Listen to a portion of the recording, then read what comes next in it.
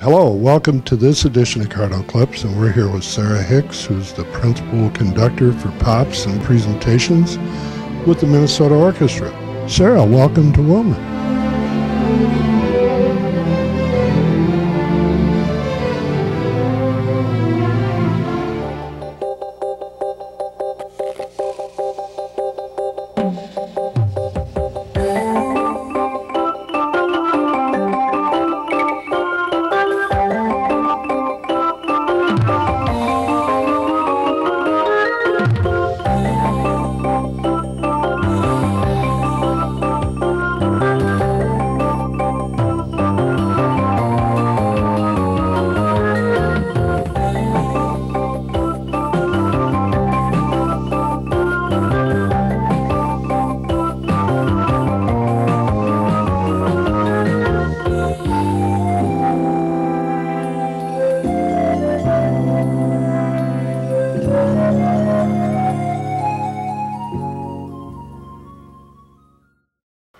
Sarah, as the principal conductor for pops and presentations with the Minnesota Orchestra, how did you end up with a career like that? Well, that's a very complicated question, but the short answer is, as a kid, I was a pianist, a concert pianist, and I actually concertized all over my home state of Hawaii and Japan, where I was born, and the West Coast, and that's what I wanted to do with my life. But unfortunately, I injured my hands with overuse because I have very small hands. And I was unable to play by my late teens. And I was in my room crying. And my dad stopped in and he said, "Sarah, stop crying. You can still hold a stick." And so I started conducting at 17, my high school orchestra. I went on to Harvard to get a composition degree, to Curtis, which is a fabulous music school in Philadelphia, to get my conducting degree. And I've been working in the music field ever since. How many places have you worked as a conductor? Too many to keep count. All over this country, certainly, all over Asia, in Japan and Korea, and all over Europe. I've held positions, I think, in 5 or 6 different states, and I think I've lived in 13 different cities in my lifetime so far, and it will probably be twice that much by the time I retire. Is it the kind of a profession where you move quite a bit since you've been in 13 different cities, or is it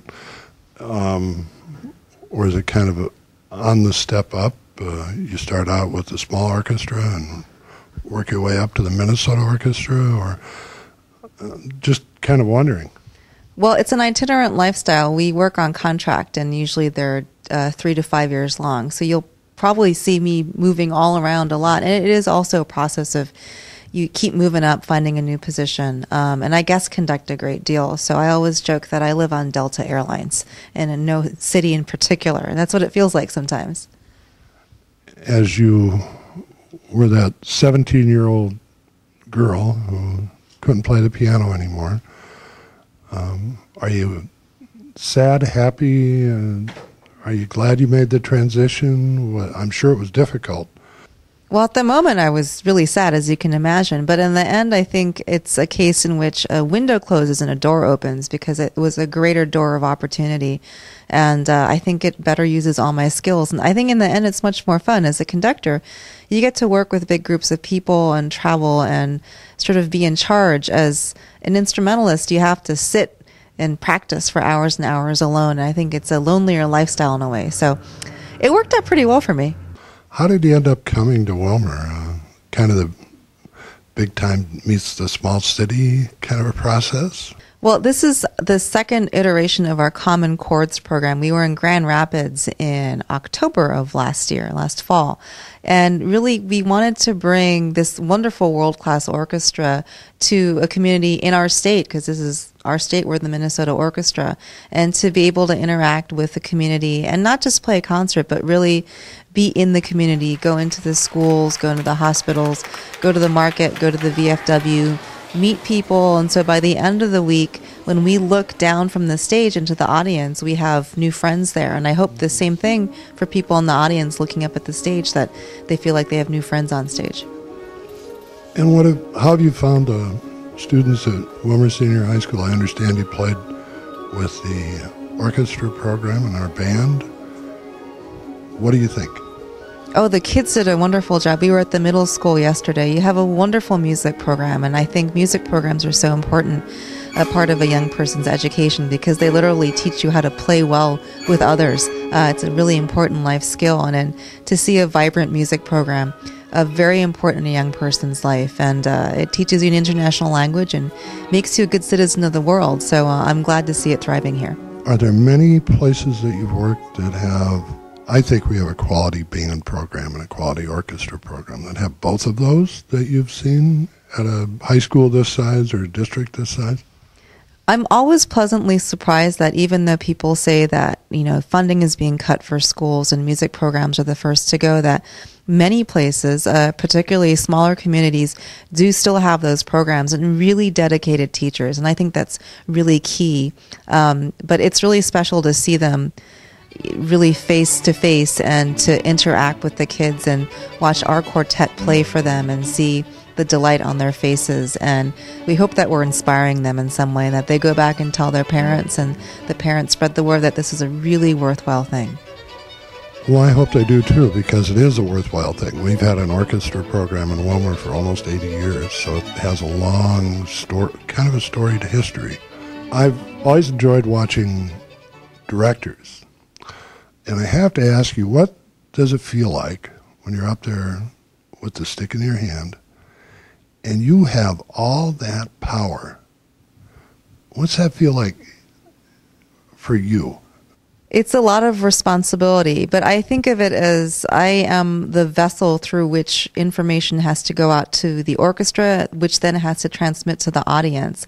And so my job really is to give these players in front of me the power to make music and to be expressive and to gather that as a group and make that communicate to the audience. So I don't think so much as wielding the stick as being this conduit through which all this wonderful stuff is coming and going, and I have to focus all that energy. So it's a huge responsibility, but people ask me if I ever get nervous performing, and I don't, because I feel like things come through me, but it's not about me. So it's both a tremendous responsibility, but also very freeing at the same time. Is there any piece, as you look back, that you conducted that was really, really difficult and tiring for you to lead? I think it's not the piece, it's the situation. Sometimes you get off of a plane and you have to rehearse and then do a concert that night. Those are the most exhausting days, or if you're traveling a lot. Some pieces require more physical energy. Some pieces are actually very quiet, but they require so much mental and psychological energy. So it's always different. And some nights it's easy, and some nights it's just a struggle for those 2 hours. Something's not clicking and you've got to push and pull with the orchestra, or the audience is sort of, quiet and you have to bring them along. So it really depends on what performance you're talking about of any given piece. In terms of performance halls, what was the best one that you ever conducted in? That's a good question. The best one that I've been in and seen an orchestra perform in is the Philharmonie in Berlin, which is just a wonderful hall. It's in the round. A similar hall is in LA, where I have performed, again, in the round, where the stage is in the middle and the audience is all the way around. Fantastic acoustically, but it's kind of funny because if you look up, you see a couple hundred people in front of you. I was doing some holiday concerts and there was a gentleman dressed in a Santa suit right in the middle of my vision, and that was entertaining and distracting at the same time. Is there anything that you would tell one of my 18-year-olds that go to Willmar Senior High if they wanted to be a conductor? What would you recommend to them? I would tell them not to pursue it. It's a really, really tough life. There are very few jobs at the very highest levels. But there are opportunities elsewhere, especially in education, both at the high school and the collegiate level. And I think it's important to have quality conductors there to train young people and also sort of keep music alive. to become a musician. I think I tell people it's vocational. You have to be drawn to it because you make a lot of sacrifices in your life. You move a lot. I see my husband maybe 2 weeks out of the month, and, I'm home very little. So it's a tough lifestyle, but if you're willing to make those sacrifices, it's incredibly rewarding, and you feel like you're making a difference in the world and for the people that you're able to touch. So it's always a balance in life, as with anything. Sarah, how strong is the connection between you and the musicians that you work with? It's really important to have a good working relationship with the musicians because, again, they're the ones creating the sound. And I certainly have a really solid relationship with this orchestra and a lot of friends there. But it's a matter of respect and having a back and forth and being able to have those conversations. And I'm not one of those autocratic conductors who says my way or the highway. I like to say, let's try this, or do you have any questions? And so there's always a conversation going on. And I think that really solidifies our relationship and makes the working environment a lot of fun. And this orchestra actually is full of very entertaining people and who are very serious about their work but can be very lighthearted personally. So it helps me a lot.